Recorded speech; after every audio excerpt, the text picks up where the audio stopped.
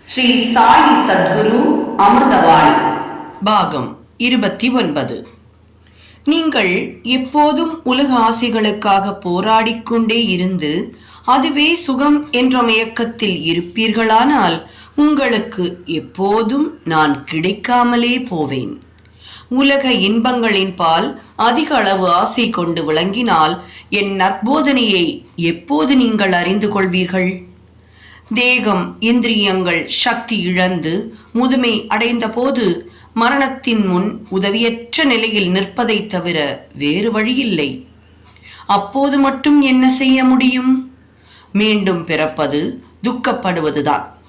அந்த அவல நிலையிலிருந்து உங்களை காப்பாற்ற பல வழிகளிலும் நான் முயற்சி செய்கிறேன். இருப்பினும் யாரும் என் சொற்களை கேட்பதில்லை. தேவையான போது மட்டும் அழைத்தால் அல்லாஹ் வருவாரா? இன்றைய நாள், இந்த நிமிடம் உங்கள் கையில் இருக்கிறது. நான் சொல்வதை கேளுங்கள். என் லீலைகளை நன்றாக மனதில் இருத்துங்கள். அவற்றை ஆழமாக சிந்தியுங்கள். அப்போது நீங்கள் அடையும் ஆனந்தத்தையும் இப்போது நீங்கள் அனுபவிக்கும் சுகத்தையும் சிந்தித்து பாருங்கள். என் வார்த்தைகளில் உள்ளவற்றையும் அவற்றின் உட்பொருளையும் அப்போது நீங்கள் அறிய முடியும். என் நினைப்பை மிஞ்சிய பரமானந்தம் என்ன இருக்க முடியும்?